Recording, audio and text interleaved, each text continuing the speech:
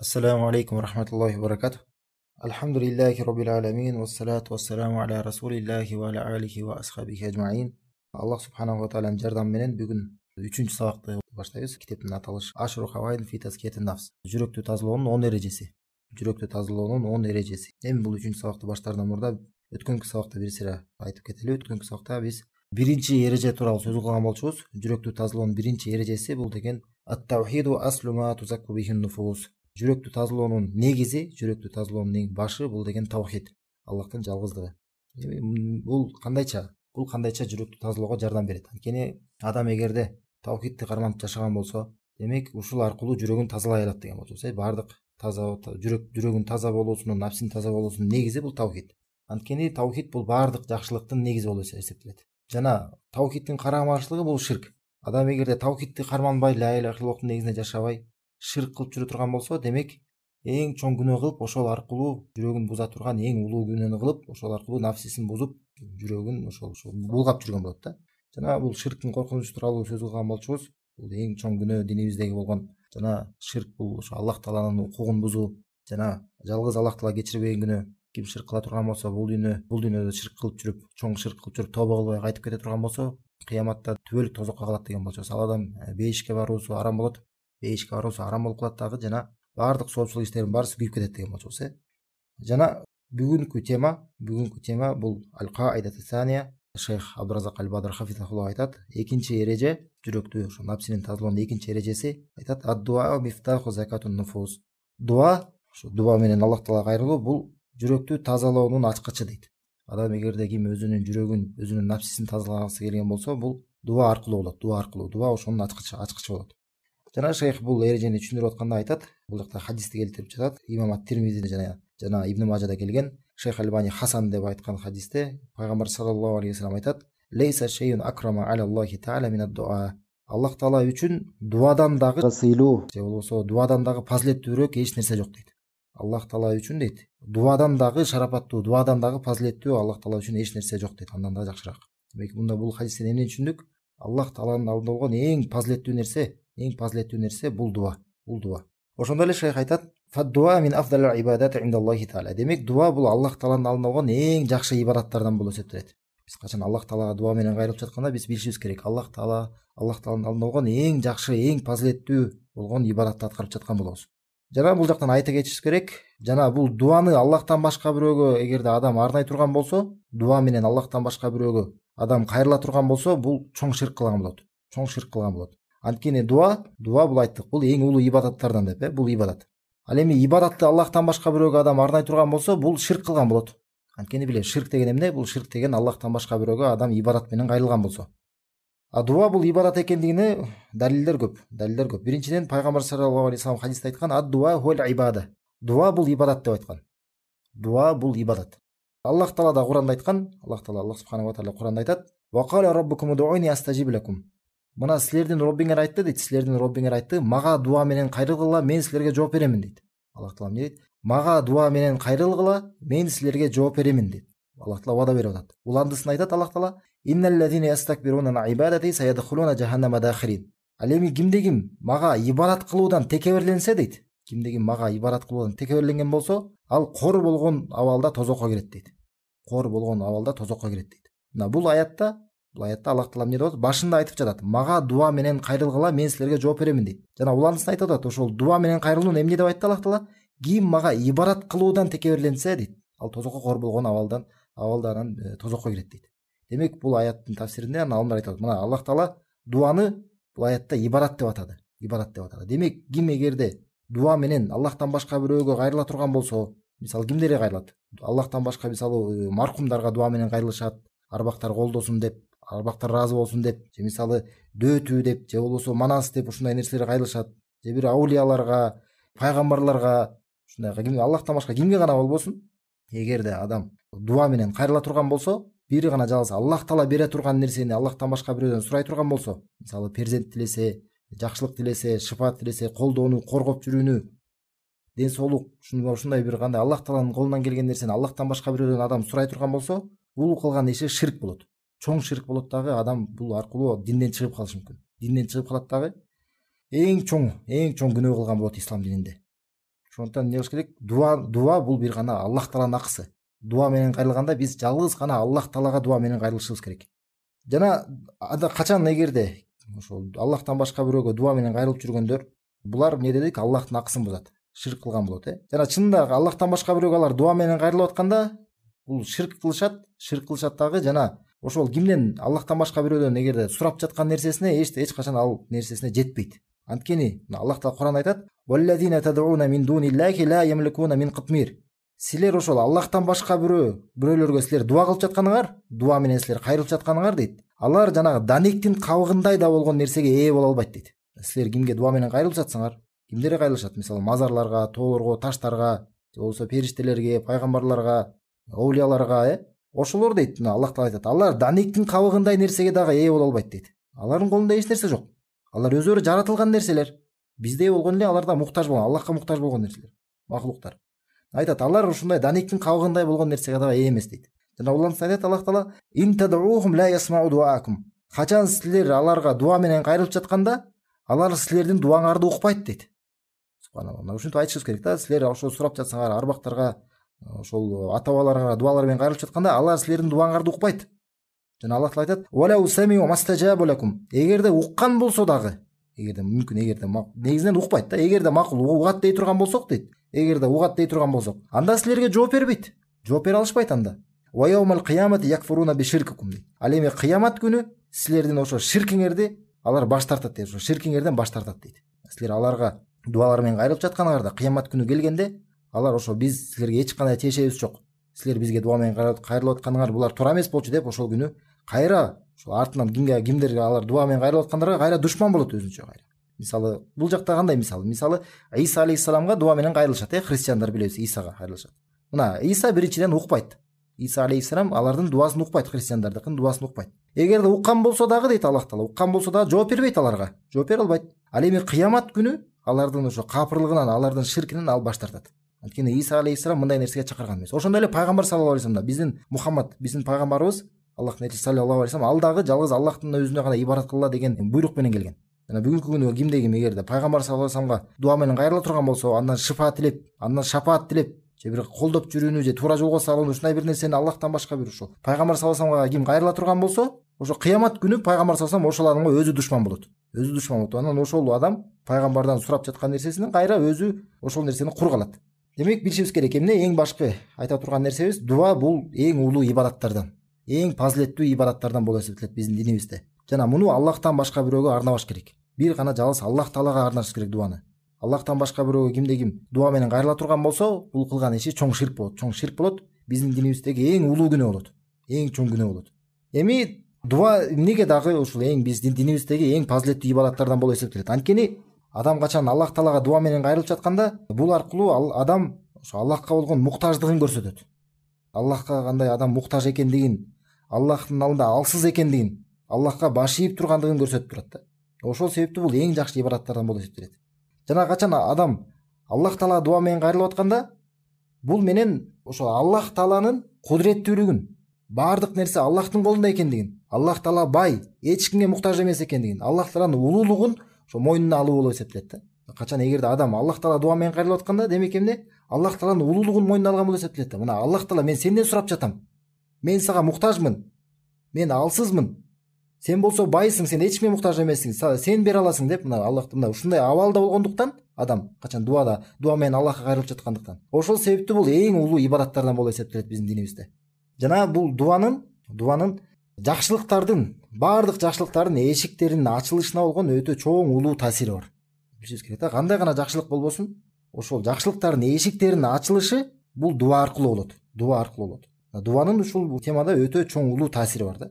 Бул тууралуу Шейхул Ислам Ибн Таймия рахимахулла Абул Касим аль-Магриби деген аттуу адамга осуятында, ошо насаат кылып жазган китебинде ошондо айткан, Ибн Таймия мынтип айткан сөзү бар: "Ад-дуа мифтаху кулли хайр".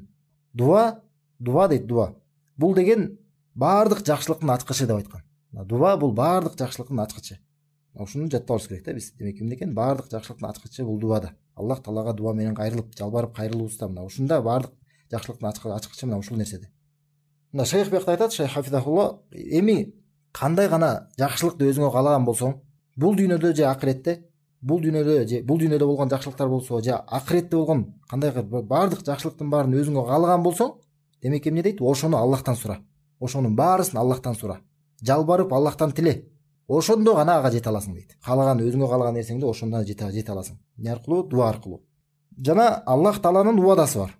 Билишиңиз керек да, кимде ким эгерде Аллах Таалага дуа менен кайрылган болсо, жалбарып Аллахтан тилеген болсо, Аллах Таала убада берген, ага жооп беремин деп. Биз эгерде Аллах Таала дуа менен кайрылсак, демек Аллах Тааланын убадасы бар экен, сөзсүз жооп берем деген, Бул тууралуу Аллах Таала айтат: "Ва кала раббукум удуни астажиб лакум." Мына силердин Роббиңер айтты, дейт, мага дуа менен кайрылгыла, менден тилегиле, менден сурагыла дейт. Дейт, астажиб лакум, ошондо мен силерге жооп беремин дейт. Менден сурасаңар, мага дуа менен кайрылсаңар, мен силерге жооп беремин деп Аллах Таала айтып жатат, убада берип жатат. Эми бул жакта мына айта кетиш керек да, кээ бир учурда мындай болуп калат да, айтат: "Мен дуа менен дуа менен кайрылып жаттым, Аллахтан сурап жаттым." Бирок кандайча мисалы айтып атасыңар, Аллах Таала убада берген деп атат, убада берген деп, Аллах Таала сөзсүз жооп берем деп. Бирок кээ бир учурда сурасам бербей жатпайбы деп айтышат. Эми кандай жооп беребиз? Мына Аллах Таала убада бергенден кийин, Аллах Таала дуаларга жооп берем деп убада бергенден кийин Аллах Таала убадаларын бузбайт. Аллах Таала Кур'анда айткан: "Инналлаха ла юхлифул ми'ад." Аллах Таала чынында убадаларын бузбайт дейт. Аллах Таала убадасын бузбайт. Демек бул жакта кандай болушу мүмкүн анда? Эгерде адам сурап жатса, жана ошол дуасына жооп кайтпай жатса, эмне болушу мүмкүн? Биз билишибиз керек. Аллах Таала мен дуаңа жооп беремин деген маанисинде бул жакта төмөнкү маанилер чыгат да. Биринчиден мындай болушу мүмкүн. Адам сурап жаткан нерсесин Аллах Таала ошол замат бериши мүмкүн. Ким эгерде Аллах Таала дуа менен кайрылып бир нерсени сураган болсо, Аллах Таала ошол замат эле берип коет. Ошол замат эле берип коюшу мүмкүн. Эгерде ошол замат бербесе Аллах Таала, бул экинчи мындай жолу болушу мүмкүн. Анда Аллах Таала ошол сурап жаткан учурда бербейт, дагы кичине кечиктирип берет. Эмнеге кечиктирип берет? Анткени эгерде ошол учурда, сурап жаткан учурда ошол заматта бере турган болсо, ал адамга мүмкүн зыян болуп калат. Ошондуктан Аллах Таала кечиктирип берет. Ошо кечиктиргени ошол адамга кайра көбүрөөк өтө пайдалуураак. Эгерде кечиктирип бербесе, Аллах Таала эгерде ошол замат бербесе, же болбосо кечиктирип да бербесе, анын ордуна ушул адам сурап жаткан нерсенин ордуна башка бир алмаштырып, башка бир жакшы нерсени берип коюшу мүмкүн. Мына ошо адам сураган нерсени бербейт дагы, бирок анын ордуна башка нерсени берип коет Аллах Таала өзү. Эгерде алмаштырып башка нерсеге ал, эми мен бул жакта кандай болушу мүмкүн? Адам айтат да, мен сураган нерсени бербейт, бирок мага алмаштырып берип коет. Бул кандайча? Мен өзүм каалаган нерсени бербей атпайбы десе? Биз айтабыз да, жок, Аллах Таала жакшы билет биз үчүн эмне жакшы экендигин. Бизди жараткан Аллах Таала ал жакшыраак билет биз үчүн эмне пайдалуураак экенин. Анткени Аллах Таала Кур'анда айткан: "Ва асан такрау шай'ун ва хуа хайрун лакум." Мүмкүн силерге бир нерсе жакпайт, ал нерсе силерге пайдалуу, ал нерсе силерге жакшылык. "Ва асан тухиббу шай'ун ва хуа шаррун лакум." Мүмкүн силер бир нерсени жакшы көрөрсүңөр, жана ал нерседе силерге зыяндык бар, ал нерседе силерге зыян бар. "Валлаху я'ламу ва антум ла та'ламун" дейт. Аллах Таала билет, а силер болсо билбейсиңер дейт. Мына мүмкүн ушундай болушу мүмкүн да. Бир нерсени биз жакшы көрүп жатабыз, бир нерсе бизге жагып жатат, бирок ошол нерседе бизге кайра тескерисинче зыян болуп калышы мүмкүн. Мына ошол себептен мына бул жакта айтылып жатат да, үчүнчүсүндө эмне дейт?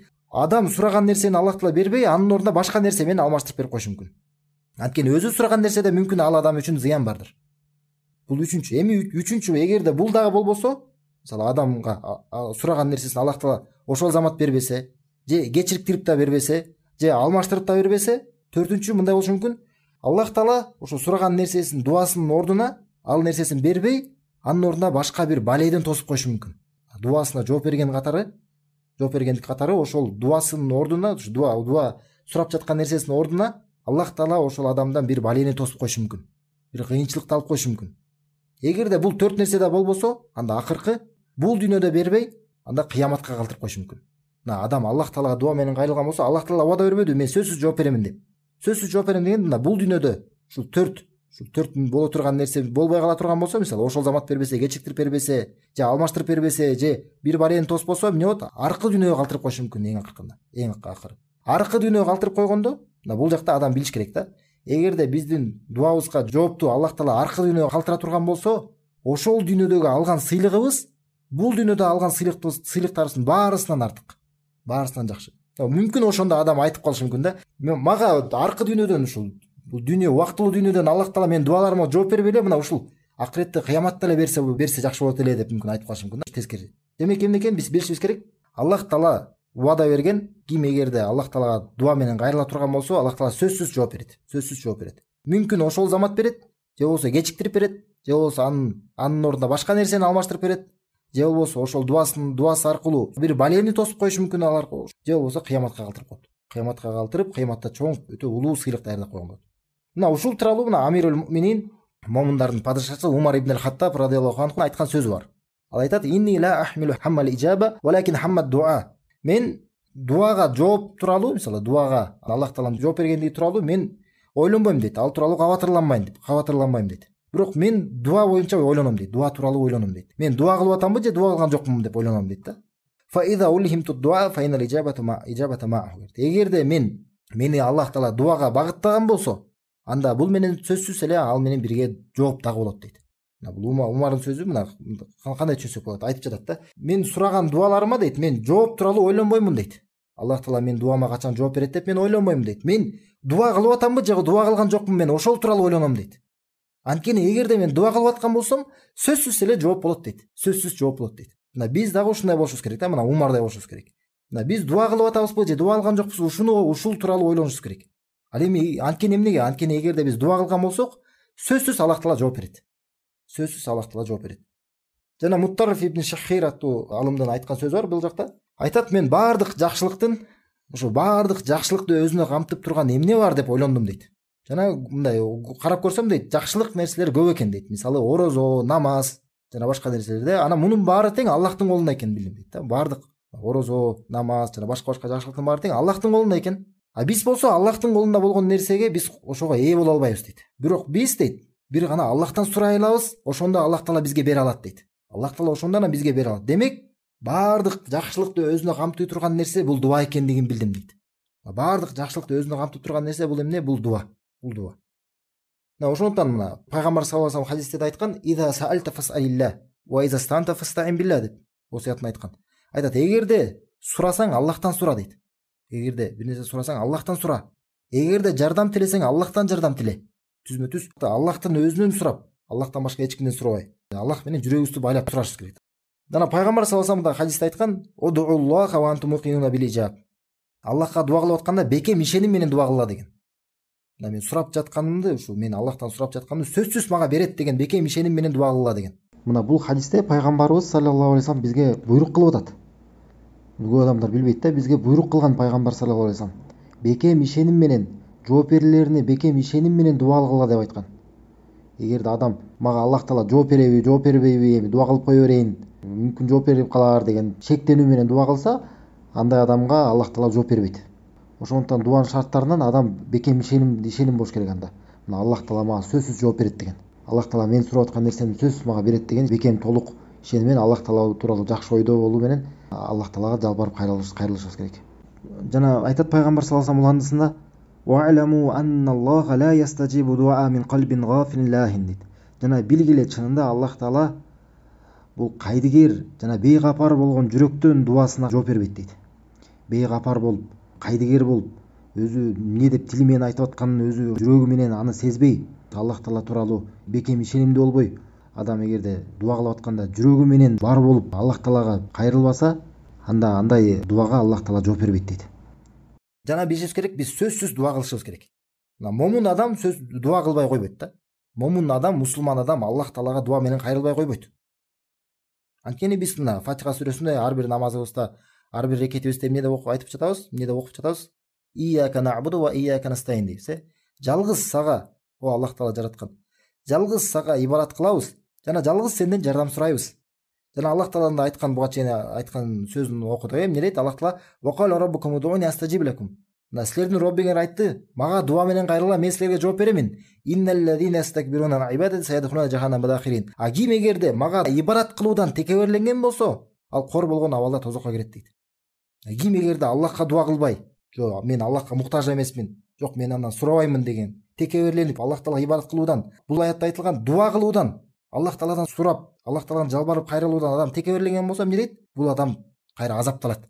Бул адам эмне болот экен? Кор болгон абалда тозокко кирет дейт. Мына ушул мааниде дагы хадис келген.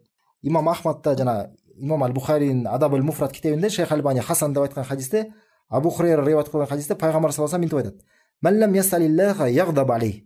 Ким Аллахтан сурабаса дейт, ким Аллахка дуа менен кайрылбаса дейт, Аллах ага ачууланат дейт. Ага каарданат дейт. Субханаллах. Аллах тааладан биз эгерде сурабасак, Аллах таалага дуа менен кайрылбасак, Аллах таала бизге ачууланат экен. Демек момун адам, мусулман адам сөзсүз Аллах Таала дуа менен кайрылып жүрүшү зарыл. Карасаңар субханалла, Аллах Тааланын беришиндиги. Андан сурабасак Аллах Таала ачууланат экен бизге. Ал эми качан биз адамдардан сурасак, адамдар кайра тескеринче бизге ачууланат. Жана бул жакта билишибиз керек. Аллах Таалага биз түзмө түз кайрылышыбыз керек. Аллах Тааланын өзүнө эч кандай ортомчу албай, түзмө түз Аллах Таалага кайрылышыбыз керек. Анткени Аллах Таала Куранда айтат, жанагы аятта айтат: "Ва кала раббукум удуни астажиб лакум." Мына силердин Роббиңер айтты, мага дуа менен кайрыла, мен силерге жооп беремин дейт. Жана башка аятта дагы Аллах Таала минтип айтат да. Мына бул жакта мына өтө жакшы бир пайда бар. Жакшы көңүл бурсаңар, азыр мына өтө маанилүү нерсе да. Мына Аллах Таала Куранда көптөгөн аяттарда минтип айтат да. Сенден сурап жатышат деп мына пайгамбар саллаллаху алейхи айтат. Мисалы ясалунка аниллахилла кул хия мавақиту линнаси вал хадж дейт. Ал сенден дейт, о Аллахтын элчиси, сенден адамдар келип жаңы ай тууралуу сурап жатышат дейт. Ошо айдын жаңыргандыгы тууралуу сурап жатышат дейт. Айткының бул убакытты билиш үчүн жана ажылыктын башталганы тууралуу кабарланат дейт, кабарлайт дейт. Же мисалы айтат ясалунка анил махид кул хуа аза дейт. Сенден алар айыз тууралуу, хайт тууралуу сурап жатышат. Айткының бул кыйынчылыктарды алып келет деп. Мисалы көп ушундай аяттарда келет, мынтип айтат да Аллах Таалачы: Аллахтын элчиси, сенден минтип сурап жатышат, сен аларга минтип айтып бергиниң деп айтат. Көп аяттар ушуntип айтат. Сенден сурап жатышат, сен болсо Аллахтын элчиси, аларга минтип жооп бергиниң, минтип айткының деп Аллах Таала айтат. Бирок бир аятта Аллах Таала башкача айтат. Минтип айтат: "Ва иза саалака ибади анни", ал эми качан менин пенделерим мен тууралуу сураса дейт. Аллах Таала айтат: "Качан менин пенделерим мен тууралуу сураса дейт", анда бул жакта Аллах Таала айткан жок, сен аларга минтип айт деген жок. Карасаңар, ушул Аллах Таала өзү тууралуу болгон кабарда дагы Аллахтын элчисин пайгамбар саллаллаху алейхи вассаламды да ортомчу кылгысы келген жок. Айтат: "Эгерде менин пенделерим мен тууралуу сураса", айтат, "Фа инни кариб", чынында мен жакынмын го дейт. Мен аларга жакынмын го. "Ужибу да'вата да'иза за'ан", дуа менен кайрылып жаткандын дуасына мен жооп беремин дейт. "Фа ястажибу ли ва ю'мину би ла'аллахум яршудун", ошондуктан мага жооп беришсин жана мага ыйман келтиришсин, мүмкүн алар туура жолдо болушар дейт. Демек эмне карасаңар, субханалла, Аллах Таала өзү тууралуу кабарда дагы пайгамбар саллаллаху алейхи вассаламды ортомчу кылгысы келген жок. Демек биз эмне түзмө түз Аллахтан сурашыбыз керек. Аллах Таала айтат: "Эгерде мен тууралуу мен пенделерим сураса, мен аларга жакынмын" дейт. Дуа менен кайрылып жаткандын дуасына жооп беремин дейт. Жана түзмө түз Аллах Таалага дуа менен кайрылыш керек. Жана бул жакта маанилүү нерсе бар да. Көптөгөн адамдар мисалы көп байкап жүрөбүз да. Мисалы кандай болот? Дават менен кайрылсак, ушу динге чакырсак айтат: "Мен күнөөлөрүм көп" дейт. "Мен үчүн дуа кылып койгулачы" деп мисалы көбүнчө ушу биздин мечитке барып жүргөн адамдарга келип ушинтип айткандар бар. "Мен үчүн дуа кылып койгула, ушинтип койгула" деп ушинтип айтышат да. Биринчиден бул айтышыбыз керек да. Өзүңөр дуа кылгыла. Ушундай адамдарга биз баарыбыз айтышыбыз керек да. Өзүңөр дуа кылгыла, Аллахтан өзүңөр сурагыла. Анан канчалык күнөөңөр көп болсо дагы, эмне деп айтыш керек? Биз канчалык күнөөбүз көп болгон болсо дагы сөзсүз Аллах Таалага дуа менен кайрыла беришибиз керек. Түзмө түз Аллах Таалага кайрыла беришибиз керек. Анткени Аллах Таала мээримдүү, ырайымдуу зат. Мына качан адамдар Аллах Тааланын ырайымынан үмүт үзүп, мына менин күнөөлөрүм толуп кетти, мына мен Аллах Таалага түзмө түз кайрыла албай калдым деп ушундай абалда болуп калганда адам, ошондо анан ширкке чөт. Ошондо анан адам ортомчуларды издей баштайт. Ошондо анан Аллахтан башка бирөөлөргө барып кайрыла баштайт, ортомчу издеп. Бул ошо ла иляха иллаллах жеткизүүдө, исламды жеткизүүдө эң өтө маанилүү нерсе. Биз айтышыбыз керек, канчалык күнөөңөр көп болгон болсо дагы Аллах Тааланын мээриминен үмүт үзбөгүлө. Түзмө түз Аллахка кайрылгыла, канчалык күнөөңөр көп болсо дагы. Анткени Аллах Таала Кур'анда айтат: "Кул я ибади аллазина асрафу аля анфусихим", өздөрүнө зулумдук кылып алган менин пенделериме айткының дейт. "Ла тахнату мин рахматилла", Аллахтын мээриминен үмүт үзбөгүлө. "Инналлаха ягфиру зунуба жамиан" дейт. Чынында Аллах Таала бардык күнөөлөрдү кечирет. "Иннаху хуал гафурур рахим", чынында Аллах Таала кечиримдүү, ырайымдуу дейт. Мына өздөрүнө зулумдук кылып алган деген мааниси, өздөрүнө жамандык кылып алган, күнөө кылып алган пенделериме айткының дейт Аллах Таала. Аллахтын мээриминен үмүт үзбөгүлө. Аллахтын мээриминен үмүт үзбөгүлө. Чынында Аллах Таала бардык күнөөлөрдү кечирет. Чынында ал кечиримдүү жана ырайымдуу дейт. Мына Аллахтын мээриминен үмүт үзүү бул динибизде күнөө болуп эсептелет. Эң улуу күнөөлөрдөн. Бул ал эмес, күнөө болмок турсун, бул капырлык болуп эсептелет. Ким эгерде мени Аллах кечирбейт деп турган болсо, мындай адам динден чыгып калышы мүмкүн. Мындай айткан сөзү, адамдын айткан сөзү, мына Аллах мени кечирбейт дегендиги, бул капырлык. Аллах Таала Кур'анда айткан, буга далил Аллах Таала Кур'анда айтат: "Вала та'асу мин раухилла" дейт. Якубтун сөзүн келтирет, мына айтат: "Аллахтын мээриминен үмүт үзбөгүлө" дейт.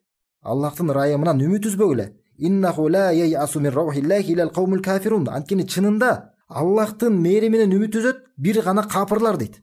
Анткени чынында бир эле капырлар эле Аллахтын мээриминен үмүт үзөт дейт. Демек эмне экен? Аллах мени кечирбейт дей турган болсо адам, бул кылган иши бул капырлык.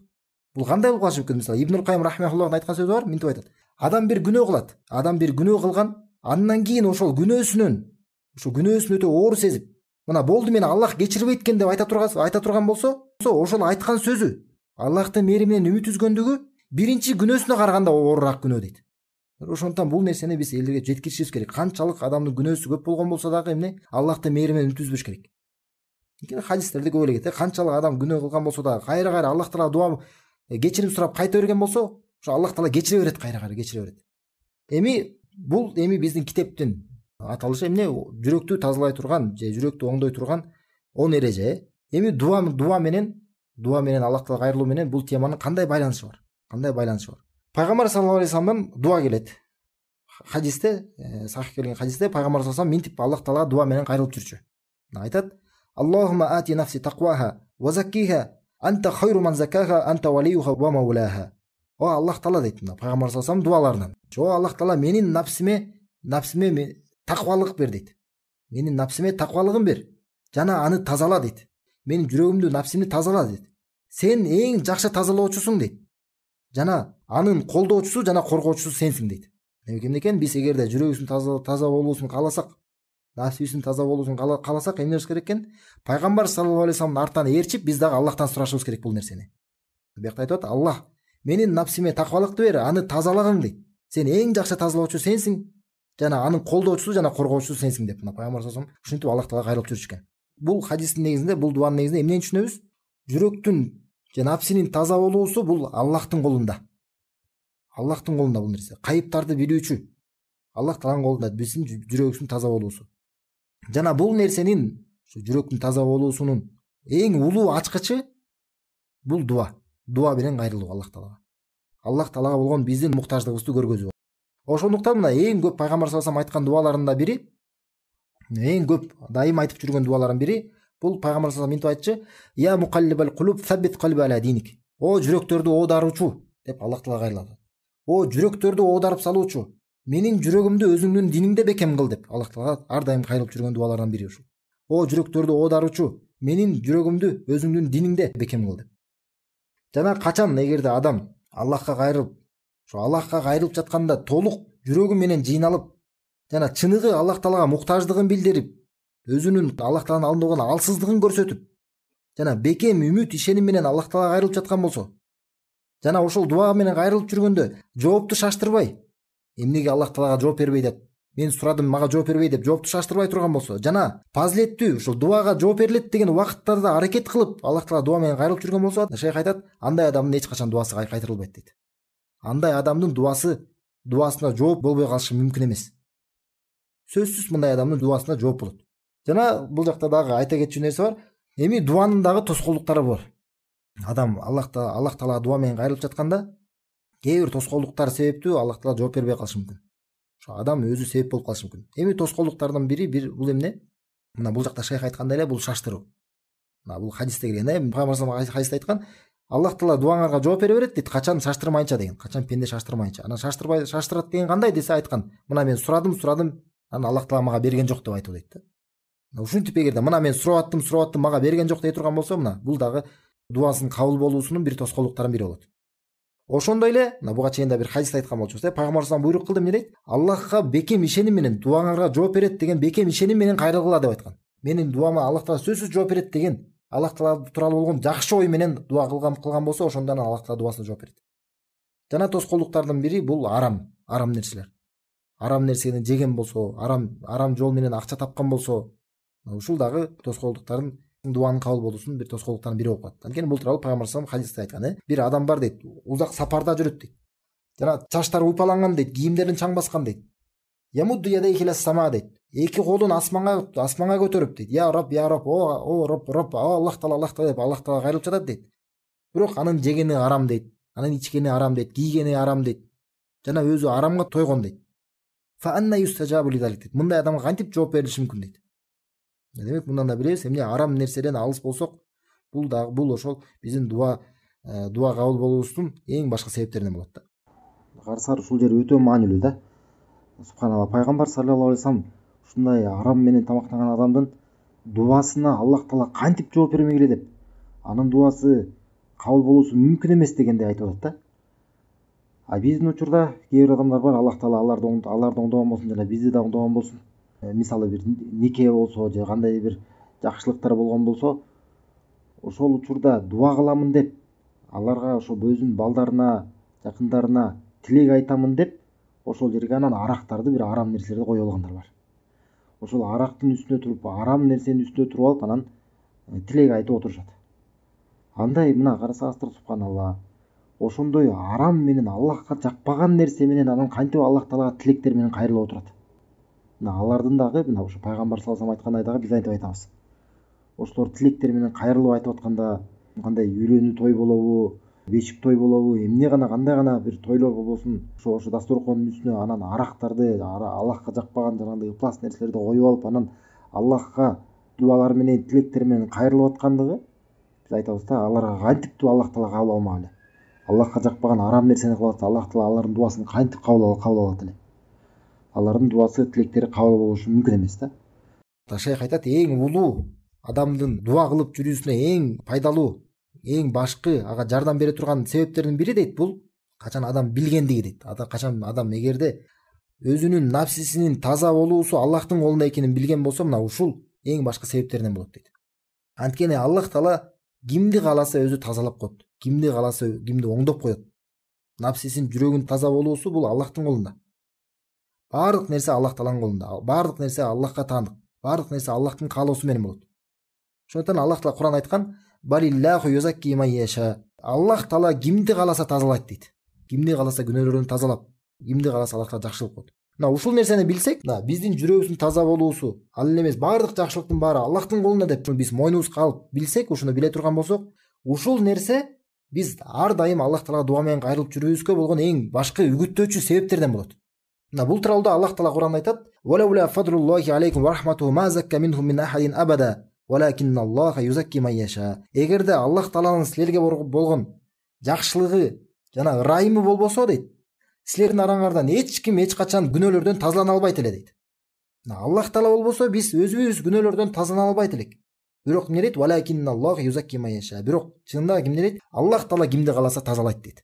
Жүрөгүбүздүн таза болуусу, нафсибиздин таза болуусу бул Аллахтын колунда. Бул тууралуу Ибн Аббас, пайгамбар саллаллаху алейхи вассалам сахабалардын бири, бул аяттын тафсиринде ал айтканда: "Мазакка минкум", силердин араңардан эч ким тазалана албайт эле дегенде, ал айтканда, ушул адамдар өзүнө жакшы болгон, өзүнө пайдалуу болгон эч бир нерсеге жете албайт эле. Эгер Аллах Таала болбосо, ошондой эле адамга зыян боло турган бардык ушу жамандыктардан дагы адам сак боло албайт эле. Демек эмне экен? Бардык жакшылык бир гана Аллахтын ырайымы менен болот. Мына биз мисалы намаз окуп жүрсөк, динди үйрөнүп жүрсөк, таухидти карманып жүргөн болсок, биз билишибиз керек, бул өзүбүз жакшы болгондуктан эмес. Бул бир гана Аллахтан болгон бизге ырайым, бир гана Аллахтан болгон бизге белек. Ошондой эле биз кандай бир күнөөлөрдөн сак болуп жүрсөк, арам нерселерден алыс болуп жүргөн болсок, биз билишибиз керек, бул биз жакшы болгондуктан эмес. Бул Аллах Таала бизге ырайым көрсөткөндүктөн. Анткени кээ бир адамдар өзү ошол нерсеге жетип алгансып, башкалардан текеберлене баштайт. Башкаларды бир күнөөлөрдү кылып жүрсө, ал мындай, ал тигиндей деп. Өзүбүз ошондой абалдан бизди ким? Аллах Таала чыгарып койду. Ошо күнөөгө түшүп калган адам үчүн эмне кылыш керек? Ага насаат айтып, кайра ал үчүн дуа кылышыбыз керек. Биз өзүбүз кандай элек да, субханалла. Жана бул жакта дагы ушул тема тууралуу Бухари, Муслимде келген хадис бар. Аль-Бара ибн Азиб радияллаху анху айтат: "Кана Расулуллахи саллаллаху алейхи вассалам яумал ахзаб янкылу ма'нал тураб", ма'нат тураб дейт. Мына Аллахтын элчиси дейт саллаллаху алейхи вассалам. Ахзаб күнү дейт, Ахзаб. Бул Ахзаб күнү деген качан? Ошол согуш болгон да, мушриктер менен согуш болгон. Жана көп чоң аскер менен ошо мушриктер келип Мединаны курчап калышкан. Мына ошолор келердин алдында пайгамбар саллаллаху алейхи вассалам сахабалар менен ошо Мединанын тегерегинде, Мединанын ошол мушриктер келе турган тарабынан алар чоң аңгек касышкан да, чоң аң касышкан. Алар өтпөсүн деп. Ушуна аскери мындай военный бир ыкма кылышкан да. Ошондо айтат мына. Аль-Бара ибн Азиб айтат: "Пайгамбар саллаллаху алейхи вассалам ошол күнү дейт, Ахзаб күнү, биз менен бирге топурак ташып жүргөн эле дейт. Жана курсагынын агын дейт, топурак менен кичине чаңданып калган дейт да, топурак каптап калган эле дейт. Биз менен пайгамбар саллаллаху алейхи вассалам эмне экен? Сахабалар менен бирге эле ал дагы алар топурак ташып ошентип жер касып жүргөн болсо, ал дагы алар менен бирге топурак ташып жер касып жүргөн экен. Жана ошентип көпкө аябай өтө оор иштер болгон да, ошентип иштешкен. Мына ошондо вахуа якул дейт, ал айтып жатты дейт. Биз менен чогуу иштеп топурак ташып жүргөндө биз айтып атты дейт пайгамбар саллаллаху алейхи вассалам. Айтат: "Валлахи лаулаллахи махтадайна ва ла тасаддакна ва ла саллайна" дейт. Мына Аллахка касам болсун дейт. Аллахка ант. Эгерде Аллах болбосо биз туура жолдо болбойт элек. Садака бере албайт элек, жана намаз да окуй албайт элек дейт. Ушул сөздү мындай кандай байкайбыз го, көп эле адамдар качан бир иштеп атканда, бир ичине узак жумуш болуп атканда, мисалы кээ бир сөзүнө келет, мисалы кээ бир ыр саптары ушундай сыяктуу бир нерселерди айтышат го. Ошол сыяктуу пайгамбар саллаллаху алейхи вассалам айтып жүргөн дейт. Жөн эле маанис бир нерселерди эмес, саптарды эмес, эмне дейт? Мына карасаңар кандай дейт. Аллахка касам дейт. Аллах болбосо биз туура жолдо болбойт элек. Садака да бере албайт элек, намаз да окуй албайт элек дейт. Субханалла. Демек эмнени түшүнөбүз? Биз Аллах болбосо биз туура жолдо болбойт элек. Аллах болбосо биз мусулман болбойт элек. Аллах болбосо биз илим ала албайт элек динибизден. Аллах болбосо жаманлыктардан алыс боло албайт элек. Аллах болбосо ширктен алыс боло албайт элек. Баардык нерсе эмне? Аллахтан болгон бизге белек. Демек хидаят, туура жол, ыйман жана баардык жакшылык мунун баарысы тең жалгыз Аллах Тааланын колунда. Мына ушундай түшүнүктө, ушундай негизде пайгамбар саллаллаху алейхи вассалам өзүнүн сахабаларын тарбиялаган. Ушул нерсени баардык жакшылык Аллахтын колунда экендигин сахабаларын жүрөктөрүнө бекем орноткон пайгамбар саллаллаху алейхи вассалам. Мына ушул нуктада аларды тарбиялаган. Жана ушул нерсени ар дайым кайра сахабаларына кайталап жүргөн. Муну кайдан билсек болот? Мына пайгамбар саллаллаху алейхи вассалам ар бир хутбасында анын мындай сөздөрү менен баштачы. Билесиз, хутбатул хажа деп коет, хутбатул хажа ар бир сабакта баштап жатканда биздин алымдарыбыз дагы же болбосо пайгамбар саллаллаху алейхи вассалам да ар бир хутбасынын алдында ушинтип мынтип айтчу, эмне деп? Ма яхдиллаху фала мудилля ла ва ма юдил фала хадия ла. Кимди Аллах туура жолго салган болсо, аны эч ким адаштыра албайт. Кимди ал адаштырган болсо, аны эч ким туура жолго сала албайт. Мына ушул нерсени пайгамбар саллаллаху алейхи вассалам кайра кайталап жүрөчү. Кайталап жүргөндө мына сахабалардын жүрөгүндө мына ушул нерсенин негизинде алар тарбияланышкан. Түшүнүшкөн баардык жакшылык Аллах Тааланын колунда. Мына чынында мына сахабалар кийин кандай болду? Мисалы башында алар кандай, абалдары кандай эле, кийин таухидтин негизинде, ла иляха иллаллахтын негизинде алар тарбиялангандан кийин, пайгамбар саллаллаху алейхи вассаламдын өзүнүн мектебинен өткөндөн кийин кандай болушту? Алардын абалдары кандай болду? Алар эч кимден эч нерсе сурабай калышты да. Аллах Тааладан башка эч кимден эч нерсе сурабай калышты. Ал эмес, жана айтылат, асарларда келет, кабарларда келет. Качан бир сахаба төөдө кетип бараткан болсо, ошо төөсүнөн анын бир камчысы жерге түшүп кеткен болсо, жанында кетип бараткан адамдан мен камчымды берип койчу деп сурачу эмес дейт. Мына ушундай жөнөкөй нерселерден дагы алар сурачу эмес дейт, кайрылчу эмес дейт. Башка бирөөлөр менен жүрөгүн байлагысы келген эмес да. Башка бирөөлөргө муктаж эмес экендигин билдирип жүрүшкөн дагы, бирок ошол менен бирге тескерисинче баардык нерсени Аллахтан сурап жүрүшкөн. Кандай эмне дейт? Качан аларга мисалы ошол бут кийиминин боо керек болгон болсо дейт, ошону биринчи алардан мурда биринчи Аллахтан сурап кайрылышы дейт. Биринчи Аллахтан сурап, андан кийин анан барып анын себебин кылышы дейт. Ошондой эле пайгамбар саллаллаху алейхи вассалам да өзүнүн сахабаларынан убада алган да. Убада алган, силер адамдардан эч нерсе сурабайм деп мага убада бергиле деп, ушундай сахабалардан убада алган да. Демек сахабалар эч кимден эч нерсе сурашкан эмес, бирок баардык нерсени бир гана жалгыз Аллахтан сурашкан. Бизде кандай бүгүнкү учурда кандай болуп атат, субханалла. Адамдар баардык нерсени адамдардан сурайт, майда чүйдө өзүнүн колунан келген нерседен бери адамдарга сурап жүрүшөт дагы. Жана акырында анан Аллах Тааланы сурашат да. Мына сахабалар менен болгон азыркы биздин абалыбыз кандай да, салыштырмалуучу, субханалла. Демек бул негиз, мына бүгүнкү өткөн сабагыбыздагы бул эң улуу ошо адамдын жүрөгүнүн таза болуусуна, напсисин таза болуусуна болгон эң улуу эшиктердин бири. Ал эмне? Бул дуа менен Аллах Таалага кайрылуу. Аллах Таалага болгон биздин муктаждыгыбызды билдирүү. Эгерде демек ким эгерде билген болсо, өзүнүн напсисин жакшы болуусу, напсисин жүрөгүнүн таза болуусу, туура жолдо болуусу Аллахтын колунда экендигин билген болсо, ал сөзсүз ошол нерсени Аллахтан сурайт. Баардык жакшылык Аллахтан болсо, Аллахтын колунда болгон болсо, Аллахтан башка бирөөдөн сурайбы? Кимден сурайт? Бир гана Аллахтан сурайт. Жана дайым Аллах Таалага кайрылып, ошо шаштырбай дуалардан дагы. Жана дуага болгон ушул хадистерде келген дуага жооп берилет деген убакыттарга шашылып, умтулуп. Бул кайсы убакыттар? Мисалы эң башкы бул намаздын ичиндеги дуа. Намаздын ичиндеги саждада кылынчу дуа. Же болбосо саламдын алдында болгон дуа. Саламдын алдында дуа кылуу бул өтө маанилүү. Ушул биздин калтырылып кеткен, унутулуп калган сүннөттөрдүн бири. Көп адамдар эмне саламдын алдында дуаны кылышпайт да. Качан аттахият, салават, Раббана атина алар айтылгандан кийин дуа кылыш керек. Мына пайгамбар саллаллаху алейхи вассалам ушул учурда дуа кылган. Өзгөчө парыз намаздарда. Ошондой эле азан менен каматтын ортосунда болгон дуа. Ошондой эле эмне? Бул эң улуу болгон түндүн акыркы бөлүгүндө. Негизи дуага эч кандай шарттар жок. Адам качан болбосун Аллах Таала дуа менен кайрыла берсе болот. Көчөдө кетип баратабы, машина айдап баратабы, бир жакта отурабы, эмне? Аллах Таала дуа менен кайрыла бериш керек. Сөзсүз кол көтөрүү дагы шарт эмес. Кол көтөрүп дуала турган болсо бул жакшыраак. Анткени пайгамбар саллаллаху алейхи вассалам хадисте айтканда, Аллах Таала уялат дейт. Аллах Таала уялат качан адам кол көтөрүп Аллахтан сураса, ага жооп бербей коюудан дейт. Бирок Кол көтөрбөй сураса деле бул боло берет, туура боло берет. Ошон үчүн мисалы адам кетип баратса, бир жакта кетип баратса, басып баратса, же болбосо мисалы машина айдап баратса, эмне кылыш керек? Дуа кыла бериш керек. Аллах Таала дуа менен кайрыла бериш керек.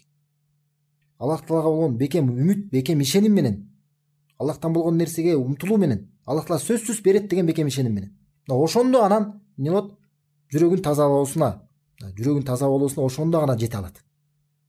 Ошондуктан эмне бул теманын аталышы эмне? Дуа бул жүрөктүн таза болуусунун ачкычы.